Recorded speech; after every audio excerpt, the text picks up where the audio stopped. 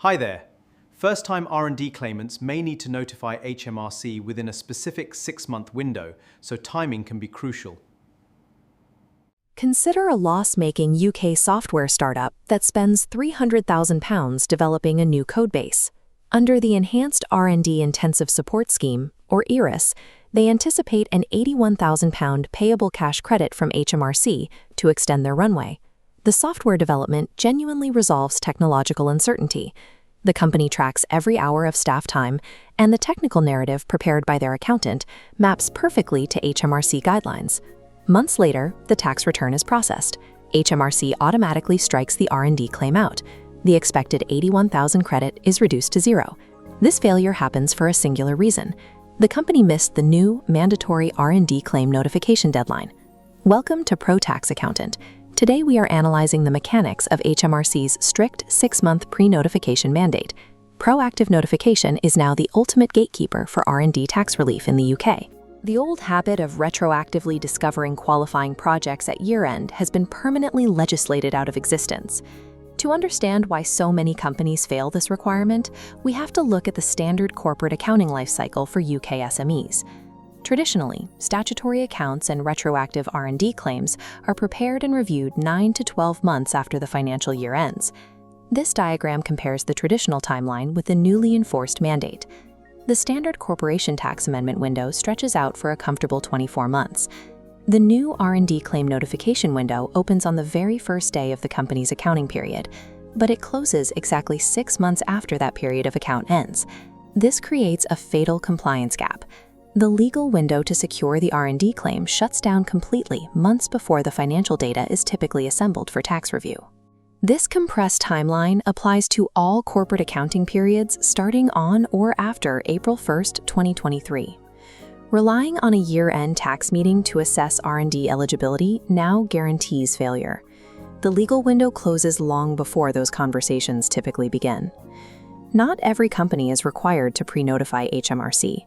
There is an exemption condition, but it is heavily restricted. First-time claimants are always caught by the mandate. If a company has never claimed R&D relief before, they must submit the notification. This flowchart maps the 3-year rule for historical claimants claiming an exemption. The catch is how HMRC measures time. The 3-year window is calculated strictly backwards from the notification deadline, not the financial year end. A valid claim falling inside this window grants an exemption. For shortened accounting periods, which frequently happen during corporate acquisitions or group restructuring, this deadline accelerates. The 6-month window is brought forward, elevating the risk of missing it.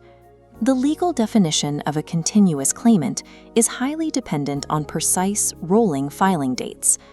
Making assumptions about your exemption status without mapping the exact timeline is a massive operational risk. There is a hidden technical trap within the exemption rules. It is known as the amendment wrinkle. Consider a company that submitted a valid R&D claim for a financial period beginning before April 2023. The fatal catch occurs if that specific claim was submitted to HMRC as an amendment to a tax return on or after April 1, 2023. HMRC's treatment of these specific amendments is rigid. For the purposes of proving a 3-year exemption history, these filings are entirely ignored.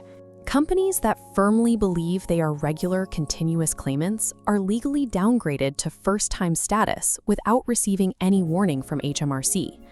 These downgraded companies must submit a fresh claim notification form for their current period. If they fail to do so, their claim is immediately rejected. Furthermore, historical claims that were struck out or rejected by HMRC during a compliance inquiry do not count toward the 3-year exemption history either. A history of successful R&D payouts offers no protection. If those previous claims were filed retroactively as amendments, a company walks blind into the notification trap.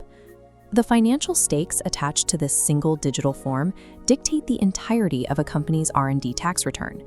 The baseline merged scheme provides a net return of up to 16.2%.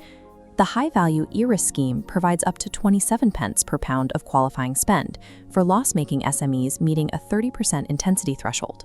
Both the merged scheme and ERIS are governed by the exact same pre-notification gatekeeper. The strictness of HMRC's mandate is absolute. There is no statutory right of appeal if you miss the 6-month deadline. Appealing to fairness, citing administrative delays, or presenting a reasonable excuse are not recognized as valid legal defenses under the legislation. Passing this gatekeeper requires submitting administrative data through the HMRC portal, including the company's unique taxpayer reference, senior officer contact details, and registered agent details. It also requires accurate project data, including the precise accounting period dates and a high-level summary of the planned R&D activities. This summary is capped at 10,000 characters. It must clearly demonstrate how the intended project meets HMRC's statutory definition of qualifying research and development. A minor technicality on a simple digital form now yields the power to unilaterally vaporize a valid, high-value corporate tax asset without recourse. Surviving this compliance regime requires a strategic mindset shift from SMEs and their financial officers. Submitting the claim notification form secures the legal right to claim later. It creates absolutely zero legal obligation to actually file that claim. Treat the submission of this form like securing a financial option contract. If a company thinks a current project might qualify for R&D relief, notifying HMRC early protects the asset while the technical details are investigated further. Businesses must move R&D assessment out of the year-end tax meeting. It must become a mid-year operational checklist. Proactive notification is a fundamental defensive strategy to preserve corporate working capital. The 6-month pre-notification deadline is an absolute, rigid procedural hurdle. Miss it, and the claim is struck out. Do not assume continuous claimant status protects you. Historical claims filed as amendments leave companies legally exposed. Please note, this video is for educational purposes and does not constitute formal tax advice.